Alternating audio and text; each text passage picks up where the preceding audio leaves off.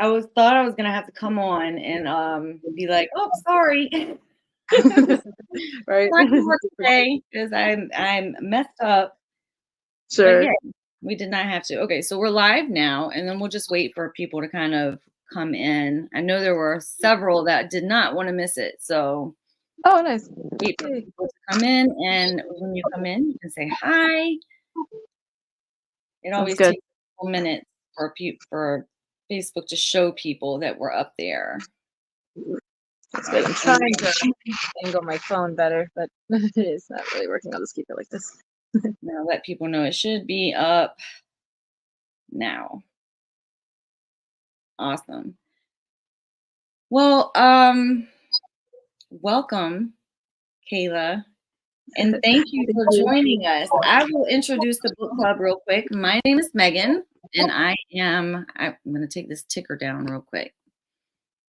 All right, so welcome everyone. My name is Megan, and I am the host of That Awesome Book Club.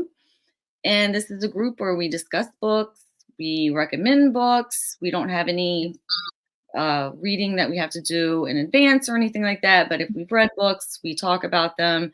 And then we host epic interviews with people like Kayla. And this is your second time coming on. The first time was to talk about this fabulous novel, Autistic.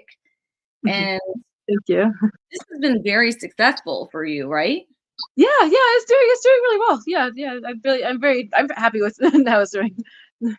Yeah, for sure. And I went to Barnes and Noble one day and it was in there, and of course I had to grab it. Yeah, it was just That's so cool. It was so excited. I was so excited to see it. Hi, Facebook user. If you want your name to show up, you have to click the link above the post and give Facebook permission to put your name up there. But yeah, so this, I've been so happy to see it lots of different places. Yeah. And I always pick it up. This is a novel for upper elementary all the way up to, adults. And I'm sure some of the lower elementary kids can read this as well. So it is for all ages. And so congratulations with that. And we're going to be talking about your new book. But before that, I went back and looked that you have a whole nother book that came out. Sure, yeah.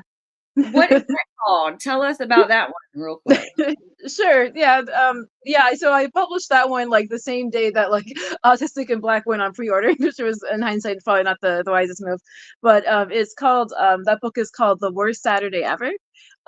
It's this was definitely more set in middle grade, but even lower middle grade. And it's a novel in Samuel's point of view from Autistic. Samuel's one of the characters, and there's a line in Autistic where his sister Natasha, or his mom was talking about his sister Natasha and Samuel, how they did an event. They did a group 2 years prior to the book setting, and Samuel was like, I don't want to talk about that. That was the worst Saturday ever. And of course in my whole imagination I had to write a whole separate book about it, basically, because it didn't really make sense to put in the backstory in Autistic.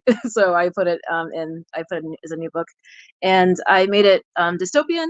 People will really quickly see it's about Samuel and his neurodivergent classmates were classified as stereotribes, glutotribes, and the neurotypical classmates are classified as stereotribes, and it's just their journey and their journey of the acceptance and validation and internal acceptance, most importantly, of course. In that book was extremely fun to write, and I had a fun time writing, editing with a few of the children I teach in Sunday school, so it was nice. Nice, that's very cool. We have Christine says, are there any captions? Christine, there should be captions that are auto-generated. That's why I use this platform. So you might just have to click on a button under in this video screen to get the captions to show up. So there should be. Hi, Stacy. Welcome. I'm so glad to see you again. Awesome. So, okay. Tell us about yourself. Introduce yourself. I'm sorry I did not get a chance to do that. Tell us about you and your background and what you do. Sure. So I'm at this point, I'm a writer and a nonprofit leader. I run a nonprofit called I'm Heard, which is an initiative to end the stigma of mental illness and like yeah just overall stigma in minority communities worldwide. I started with the United States.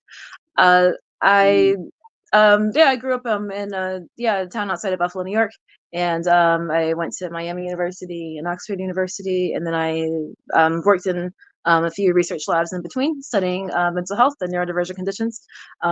Decided to pivot into from academia into storytelling. In academia, I always getting a lot of feedback like this is not how people write. We do not write like this. Kind of things over and over again. I was like, I don't think my writing's wrong. It's just I think I'm just in the wrong context. So Sure. I yeah, so I was happy I just kind of believed in myself. I just decided to just write really similar things, just like on just as in a different format, basically. And it seems like it's doing a lot better, so that's good. And I'm That's happy awesome. that I'm really happy Finding with it, yeah, something that fits your style. That's good. it. Yeah, exactly. Awesome. So, all right, let's talk about the new book. Do you have the new book with you? Um. Yes. Let's see. I'm trying to see if I have one like this, like within arm's reach. Let's see in this bag. Yes. So no, that's something else. uh, I can get it in 1 second, or do you have it with you? I don't have the book actually. I've been waiting for it to come in and it just has not come in yet. I don't know what in the Oh. world. Oh God, sorry about that. I know, no, that's okay. No, I actually ordered it myself as well because I'm not going to wait on the publishers for that. Sure. Publishers. But yeah, let's talk. Yeah, I want to see. Go grab it real quick so we can I will be right back. One thank second. you. Yeah, no worries. For those of you who are just tuning in and we seem a little disheveled today, it's because this is one of the weeks that the United States and London or England are not on the same schedule as they usually are. So, hey, Cass, trying to say hi to tune in for my daughter's OT session. Awesome. Yeah, it'll always be up there. Um, so we had kind of time change issues, and so we just made it happen at the last minute. There it is, Autistic and Black. So Yep. before we get into what the book is about, can you tell me why you decided to take on this like really important project? Because Um, whoa, that's a heavy project to take on. So why did you sure. decide to do that?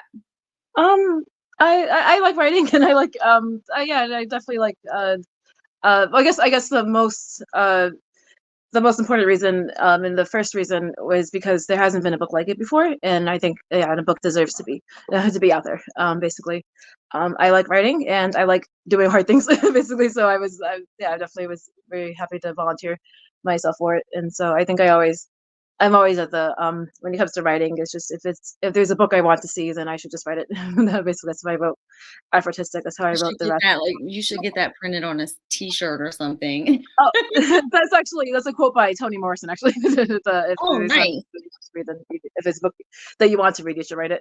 Basically, and so I wrote. That's how I wrote all my books actually, and it was it.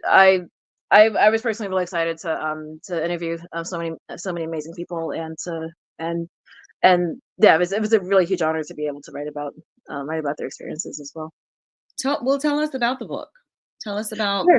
like what is in the book? What does it talk about? How did you format it? Like, you talked about that you interviewed a lot of people for it. Tell us about it.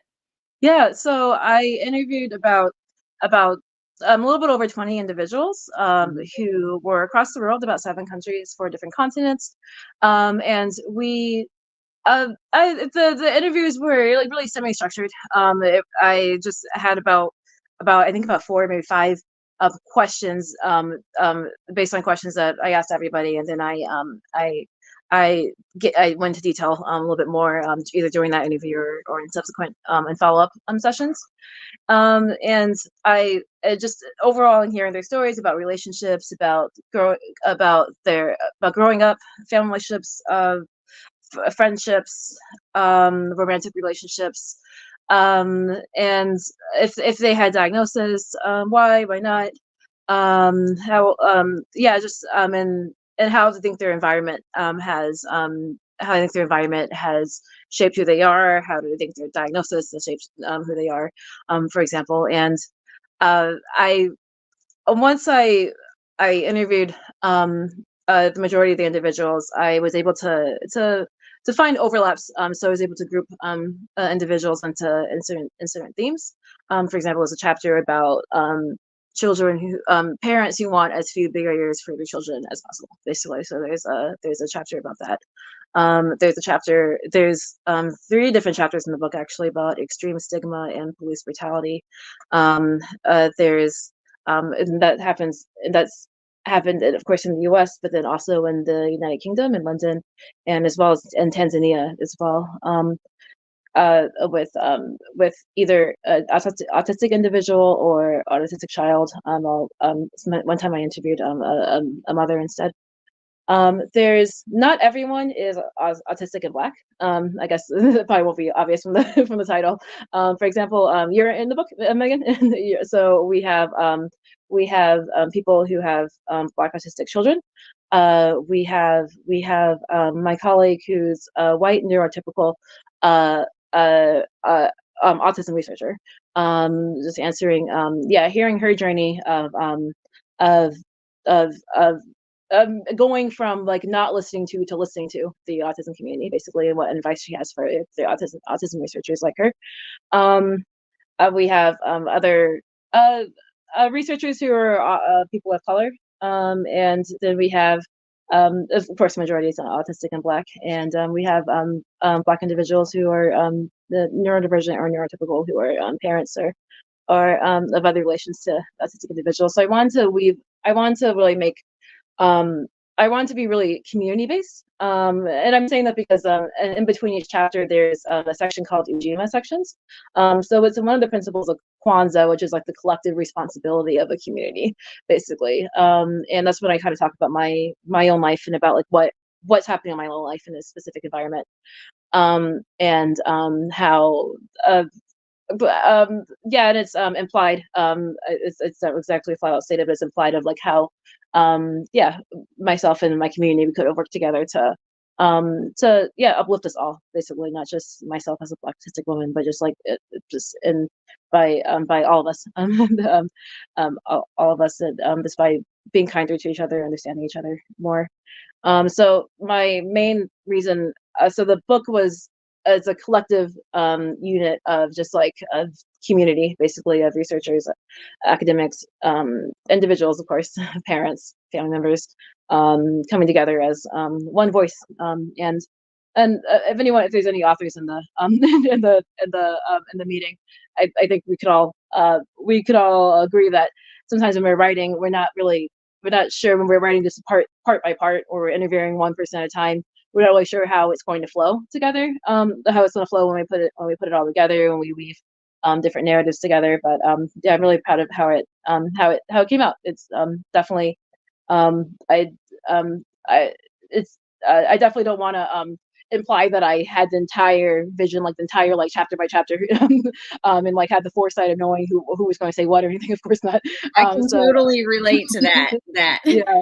So it's like we're gonna fit this in somehow. We're gonna try to make it work. It's like you get all the pieces together, and then you kind of start weaving it in. I totally, yeah, totally exactly.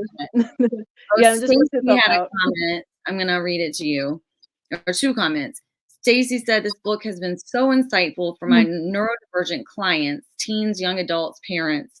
I actually read parts out loud during parent coaching sessions, which is very insightful. And then says, well, she says that real issues are discussed, and this is so needed. So thank you for your time and effort to get this published.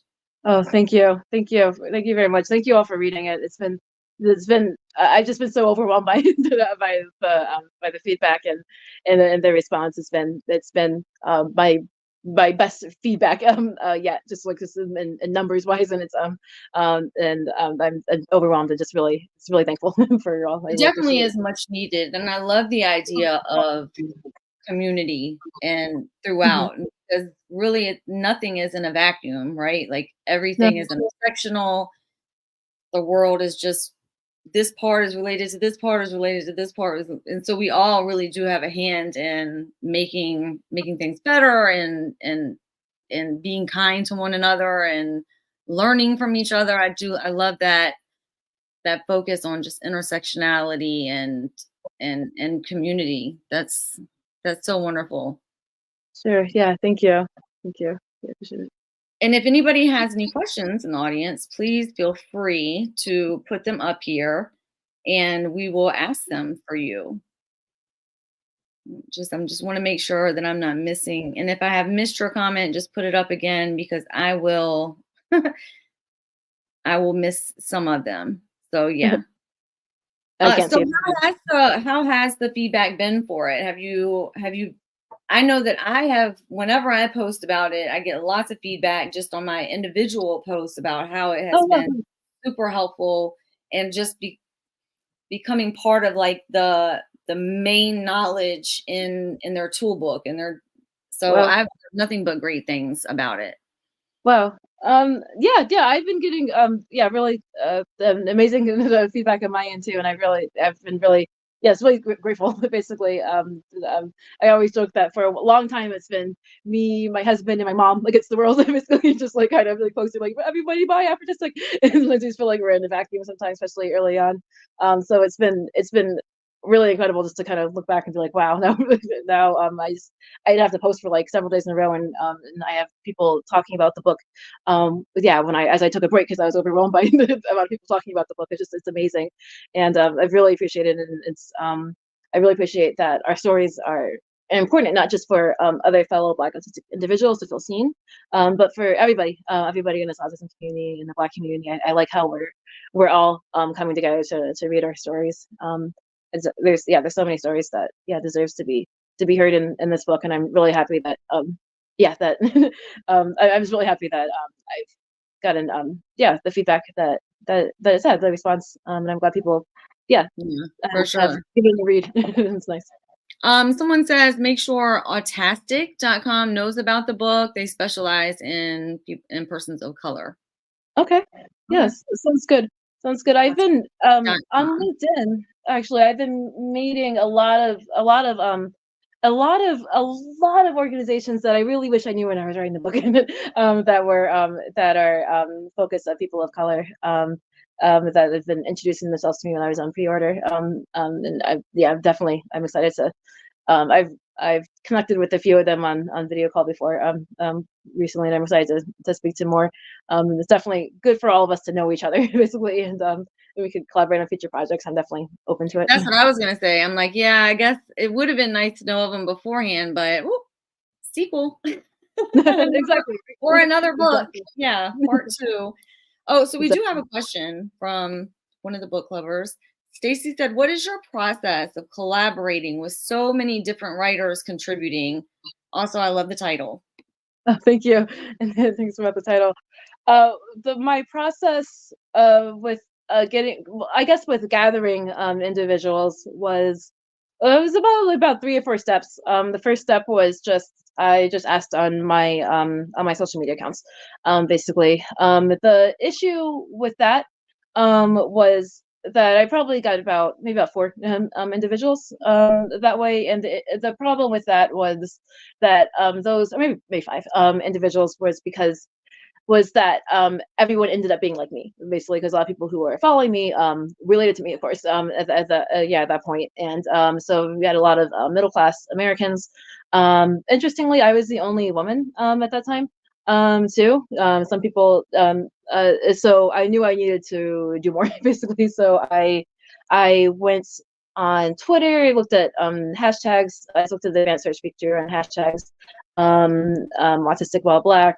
I looked at Kayla Smith's hashtag Black Autistic Pride, and I looked to see who was posting, basically, and I just messaged them, messaged people who were interacting with them, and asked if they were interested in being part of the book. I got a lot more diverse individuals that way. I got a lot more women. Those in other Western countries, such as the UK, Canada, that way.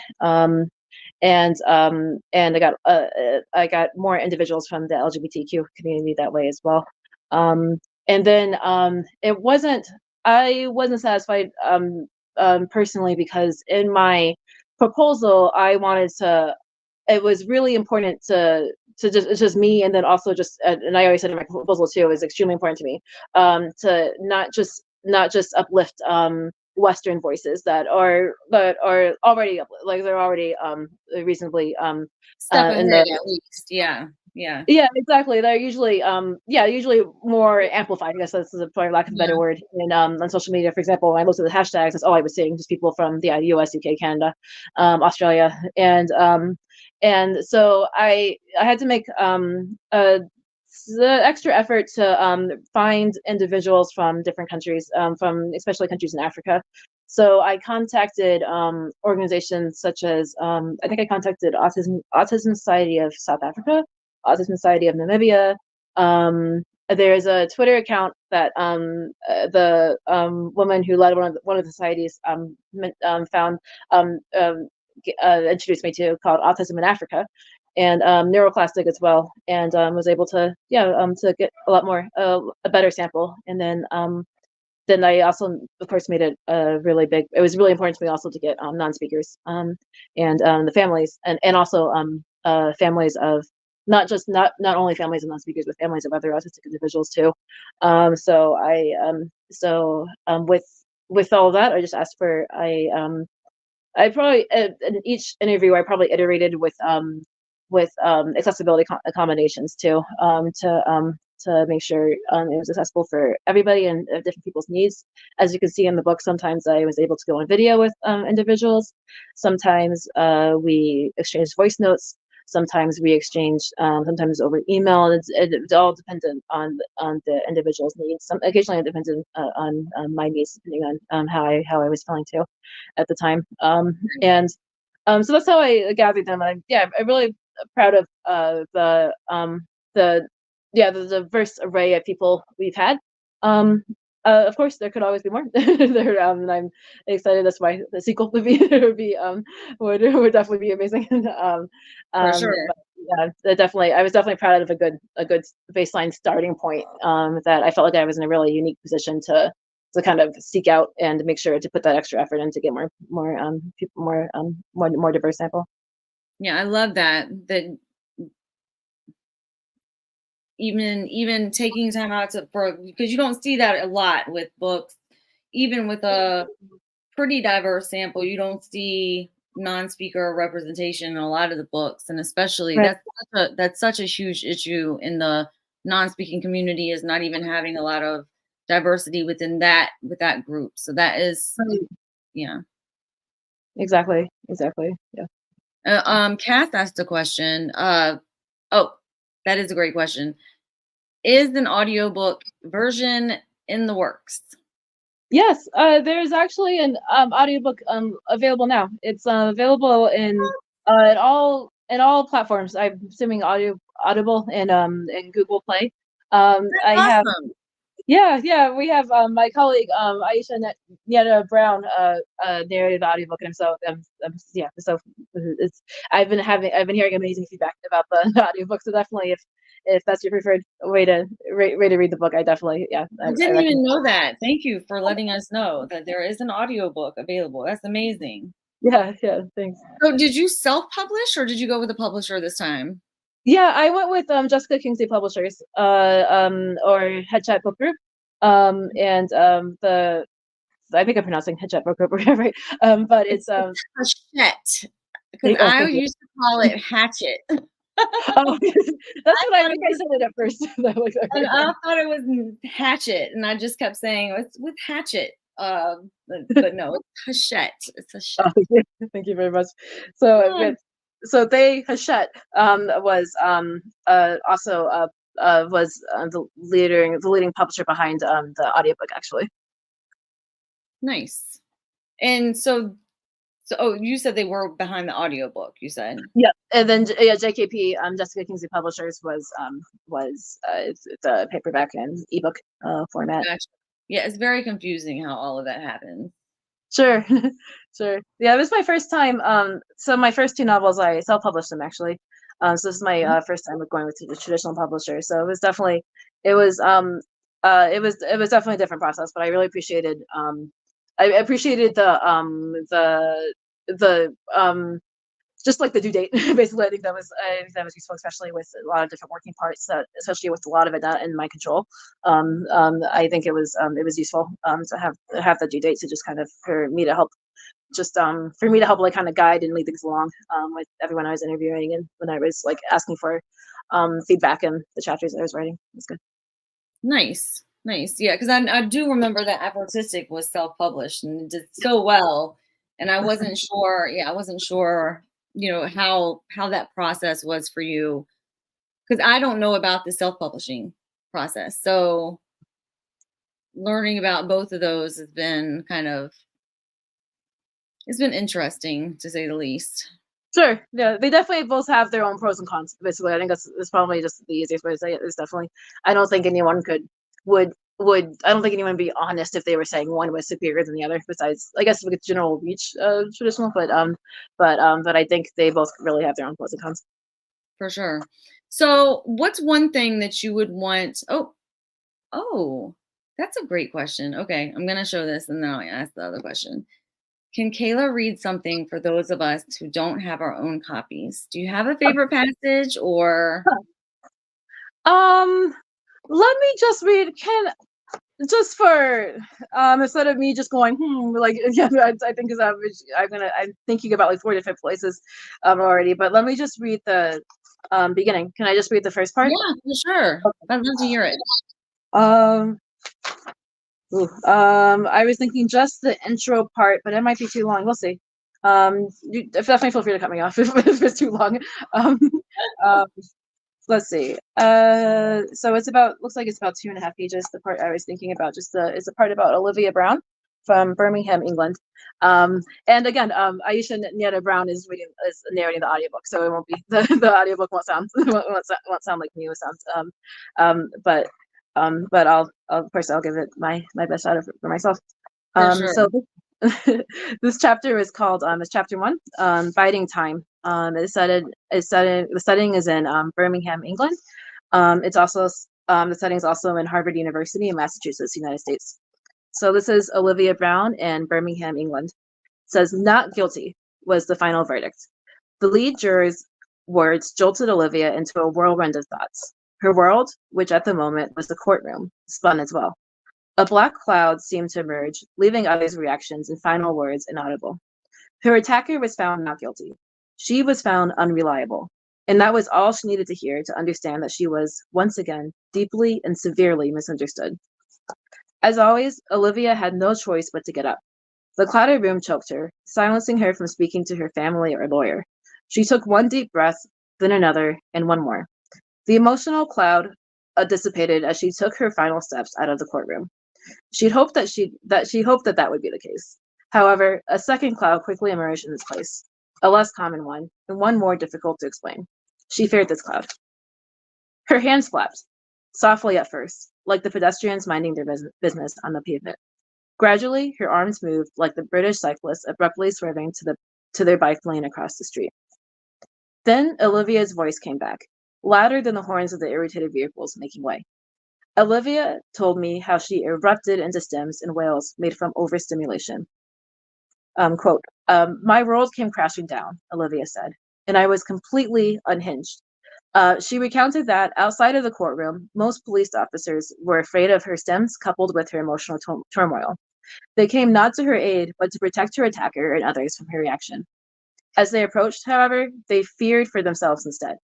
One officer called for backup, then another, as Olivia continued her meltdown. The original cloud began to reemerge as Olivia's fears grew stronger. Before she knew it, she was on the ground. She still screamed and wailed, while the officers still didn't know how to approach her. Pedestrians, cyclists, and vehicle onlookers began to take notice as Olivia could not break free from the cloud's grip. Finally, a Grenadian security guard pulled Olivia up and stroked her hair. The black security guard pulled her close until her breathing slowed, and the cloud vanished. A few days later, Olivia relayed her trauma to an older family friend who also had a negative experience with the police in his youth. With ackee, saltfish, and fried dumpling on the cooker, Olivia's friend reminded her about slave rebellions on the ships during the transatlantic slave trade. He told her how the revolts on the ships were more likely to happen when there were more enslaved women on board. And the book, Wake, The Hidden History of Women-Led Slave Revolts, published in 2022, the author, Dr. Rebecca Hall, noted that enslaved women were less likely to be chained or tied aboard compared to men. The woman who led these revolts had to wait to act when it was most appropriate to make their move. In her case, Olivia wanted to create an advocacy initiative when it was the most appropriate time for her to do so. Biding time, Olivia said, recalling what her family friend told her. They were biding their time, so I should also bide my time and wait for the right time of resistance to successfully rebel. Her friend reminded her to follow the enslaved woman's lead and not lash out rashly. She didn't know it yet, but she had a community to form to help create change in England. Olivia explained to me how the Black Grenadian Security Guard was the perfect example of what community policing is. We need a cultural understanding for all races and neurotypes. But until then, we need to bide our time and have more public officials from diverse ethnic groups, and we all should support them. End quote. The Grenadian Security Guard, Olivia knew, understood that she was afraid to end up like many Black autistic individuals before her. As her family friend once was, Olivia was scared of being fatally restrained due to being perceived as a threat. Quote, in this predominantly white area, it was the connection to my culture that was important to me. While I didn't always remember to follow that advice, biding my time when I did is what ultimately saved me. End quote. Said when conducting Olivia's interview, it was as if she and I were looking in a mirror, in both experiences and in facial expressions. Our mirrored expressions reflected a barrier we imposed on understanding both ourselves and each other. Oblivious to our mirrored personas, I asked Olivia to take me back to the beginning. Unlike the courthouse, it was time for Olivia to be given the opportunity to explain her hopes, her dreams, and who she is as a human being. Afterwards, I figured I'd prioritize asking her how to spell the word Aki. All right, and that's the intro part. I guess I don't have to bookmark. So I guess I could have just listened to you read that all day long because Thank you. to start with that, just to start with that is just so powerful. Yeah, Olivia's story is is amazing. I've definitely learned a lot from her just by talking to her, and our friendship we've developed by from the book, just by me just reaching out from a hashtag on Twitter. And it's been both of us are very similar people growing up in different continents. Very it's people see going reading my story further in the book and reading Olivia's in this first chapter, where we have really similar experiences of feeling alone, basically. And and I think in this chapter it comes out that we definitely we need to see each other, basically. And I think that chapter really set the scene for why this book is important. We need to know each other exists, and not each other as figures. The commonality between but just between like different continents, with a commonality, just the common threads that run through that. I don't know if you're aware about Ryan Gaynor in the States that just lost his life. I mean, it's constant. We're losing people because of this, and excuse me, it's I don't even have the words. It just keeps going and going and going, and just the need for that community policing and the need for community period is just so. We have other people that, let's see, people have commented. Stacy, that story hits home. I mean, yeah. And Cass said, thank you for reading that portion. I could have kept listening too. Yeah. And, thank you. Yeah. Cass also talks Ryan Gaynor. Yeah. And I mean, this is just the latest kid. You know what I mean? Like, sad. Yeah. We need community policing. We need advocacy. We need just everything. I think people really appreciate hearing Frankie's portion, a researcher at Harvard, to how she agrees basically about just how we need advocates, and not just people, not like, of course we need researchers too, but it's not like we only need researchers. We need for sure, right. for sure. Gosh, that was powerful. Okay, Kayla. Thank you. Amazing. That's yeah. So Thank it's you. so needed. Sure. Um, and that was actually going to be my question to you was to talk about. I know you mentioned that you had threads about policing and those types of situations, but it was a common thread throughout countries and like over different continents. And talk about Right. reaction and like your like what you learned about that. Yeah, actually, that and I think people will be surprised to know that that chapter is not it's a police brutality chapter actually at all. Right. Like it's not. Yeah, this is just yeah. That's not this. Yeah, there's the chapter. The next chapter is which yeah, and there's the second chapter in each part talk about it. So there's 3 chapters dedicated to stigma and police brutality, and this sometimes, but sometimes of course uh, um, different parts experiences of our lives interact overlap so yeah, there's definitely there's happier times and sadder times and even just completely jarring times mentioned in the book but the book's supposed to definitely inspire hope. When I was interviewing, I guess to answer your question, there was times so when I was interviewing, I did so I wrote about half of the book process I was working full time, and then the other half of the book process I was extremely heavy pregnant, basically. So it was difficult. Like there wasn't really a section of when I was writing that wasn't difficult for some kind of reason. But I sometimes when I was working full time, I would have like I would do an interview, maybe at the equivalent of my time, like 8 in the morning to interview the child from South Africa, for example, and do me from Right. South Africa, and I would I would just need I sometimes when I finish interviewing, I really regretted not padding time to for me to process, for me to take care of myself after listening to individuals sometimes, because then I would be like, okay, I'll interview this person at 8, then I'll do a business meeting at 9 or I'll go to a doctor's appointment for my pregnancy at 10 kind of thing, for example. And and and sometimes I'm just at my business meeting, but doctor's appointment is going, whoa, yeah, gosh, like yeah, and it's been So heavy. It's yeah, yeah. it's heavy. It's heavy. And it's heavy. It's shocking or it's triggering. To me. Sometimes I can relate. Sometimes I can't relate. And both reasons, I'm usually either extremely. There's an emotional reaction because of it. Basically, because I'm either extremely happy for them that I can't.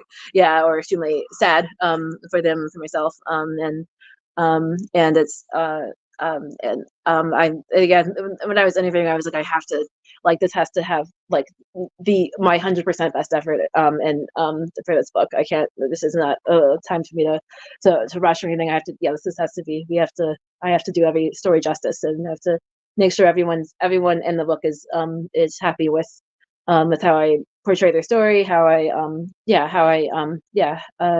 making sure making sure everything's of course Yeah, and accurate.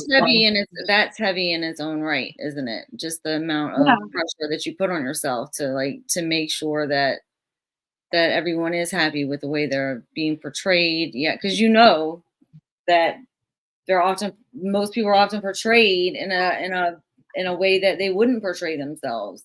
sure, sure. Yeah. Yeah, definitely. Yeah, it was definitely. Yeah, I've been really grateful for the cooperation with all of us in the book. We were really good at with giving yeah I think we were people were extremely patient with me if I took like maybe like a day or two to come back later than I said or then I was and I really appreciated how they appreciate with me, and then I was also the other way around patient with just with life, with executive functioning difficulties, and everything comes up with and definitely different moving parts for and it's definitely it was definitely interesting. Like comparing writing a book about other people to like making something up like a novel. Basically, it was definitely That's why I really appreciated the deadline timeline. I was able to, for me to work backwards and also just kind of take charge, like more like a project management Yes, perspective. yeah. Like, I'm like, Uh-huh. okay, things need to keep moving, and just making sure like making sure I kept this moving. So yeah, we didn't miss the deadline. It's And I such a was monumental task. It is. I mean, you sure. really did take on a lot with this. I mean, just how big that was. So we have a question. Let's see. Stacey said, what advice would you give to a neurodivergent teens and young adults who want to write, but everyone else tells them to choose something more lucrative? Um, yeah, that's a good question. I mean, I mean, I agree that like writing is not like it's for a lot of people and for a lot of people, and honestly everybody, for at least some point, even like the most successful writers, at one point in their life it wasn't like just bringing in a full-time salary. For a lot of people, they might not see it that way. They might not ever get to that point. They might have to do something else on the side. I don't I mean, like I said, I was writing my book when I was working full-time as well. I don't see the problem with doing both. I think that's probably, honestly, I people think it's kind of funny how I was, yeah, working at like, yeah, Harvard and Oxford before I wrote my novel, basically. But I don't think I would have been able to write that kind of novel if I didn't work at Harvard and Oxford. Basically, I think sometimes my life experiences were crucial, even if I didn't like just, yeah, cite anything. It was crucial to just, yeah, just to live a bit instead of just to only be practicing craft from, yeah, from extremely early years. So I would recommend people do both. I would recommend people to explore explore their passions and see what they like to write about. And that might be a way to, for example, if I worked backwards, if I, in hindsight, it's probably would have been a reason why I would have went into the mental health field, the academic field anyway, and the advocacy field. Work backwards, see what you like to write about, and then write while you're doing while you're doing what you like to do. Basically, I don't see the problem with doing both. Honestly, I think I would recommend that. There's definitely no reason to. There's definitely no. I think people should honestly ignore people who um who have something to say about somebody that wants to like maybe take some time off. Obviously with like, yeah, within like, yeah, responses, within, I guess, not say, I don't say within reason, but just like responsibly, I guess that's probably the word. Take some time off like responsibly to like, yeah, with savings or with a plan or either or, for example, to like finish the book or to like edit the book or something before you like take the next job, or yeah, or go to graduate school, for example.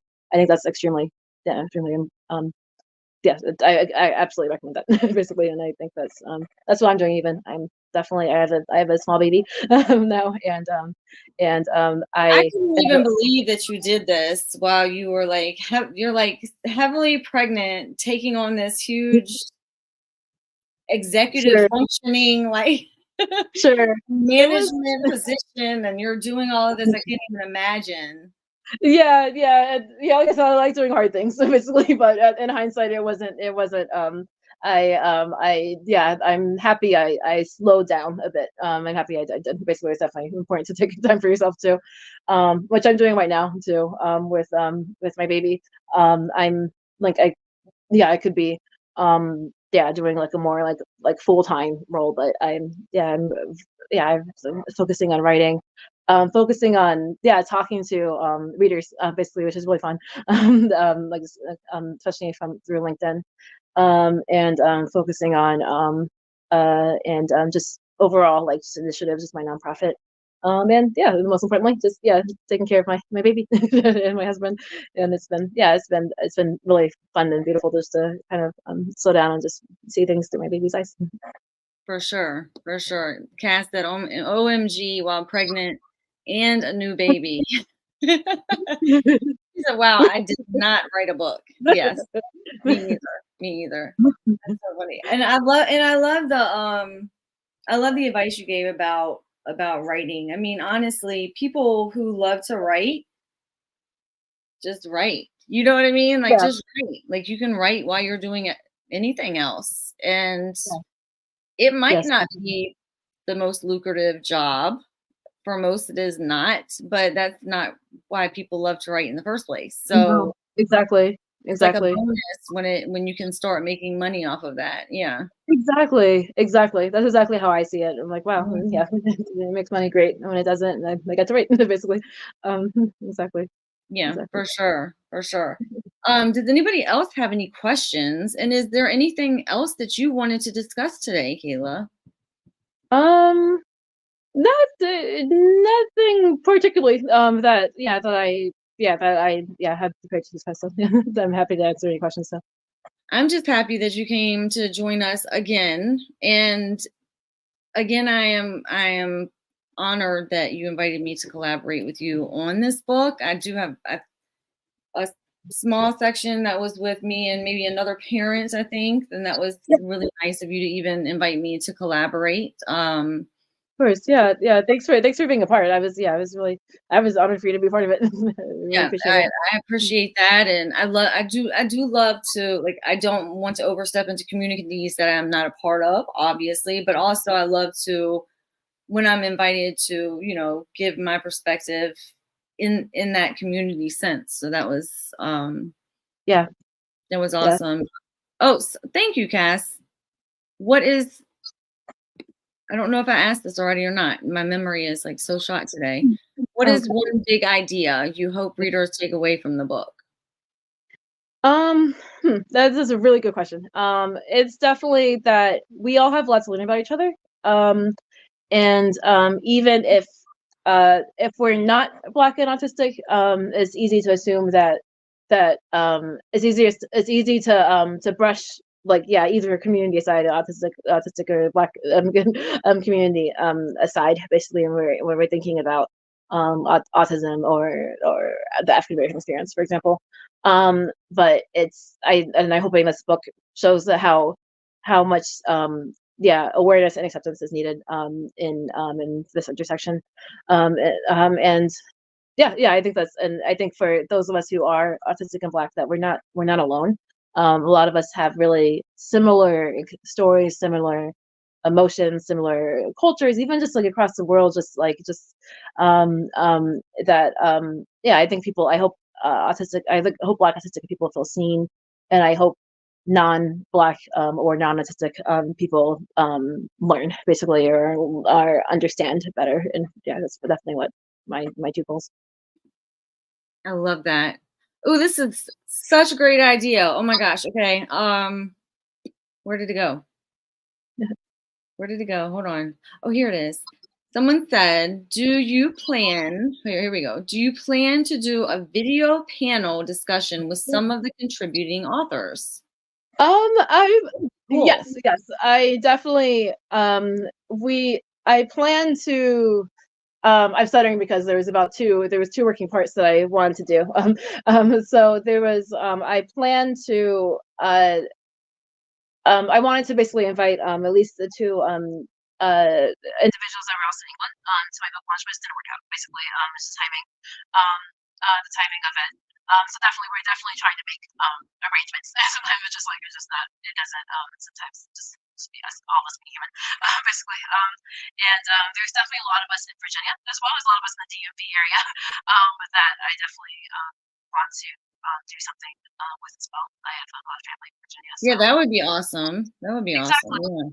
Exactly. And then with video discussions, yeah, it's just a matter of coordinating. Of course, now as being a new mom, like I said, I sometimes then just kind of focusing on writing and stuff. I sometimes I get carried away with like just wanting to do like one thing really well, and then forgetting to like go like, oh, let's do some of my projects that I also have in mind. So, um, but it's definitely something that I want to platform, or have somebody else platform, just to bring up a, a few of us just to kind of talk together. Stacy said, I would fly into Virginia for that. Ooh, okay. Don't tease me with a good time, Stacy. Don't you do it. That would be awesome for sure. Definitely. All right. Well, so we are going to head out today, and I just want to thank you for all that you do and this incredible book. Show it to us again. Uh Show It to Us Again, Autistic and Black by Kala Allen Omeiza. And yeah, thanks for all the incredible work that you do. And especially this book will never be dated, I don't think. Afrotistic is fabulous. Every classroom library should have one. And the Scholastic bookstore should definitely have this on rotation, I'm sure. But yeah, but thank you for joining us again for the second meeting, and we will continue to boost the book and make sure that everybody gets one. Everybody gets a copy. Yeah, thank you. Thank you. I really appreciate it. So thank you. And we have more people, yes, saying thank you. And thanks for y'all for coming and participating. And we will see you next week or Saturday. I don't know. We have another book club meeting coming up with another author. So definitely stay tuned for that. It's in the event section. So you stay on, Kayla. And I'm gonna tell everyone else bye. Yeah, thank you all for watching. Bye.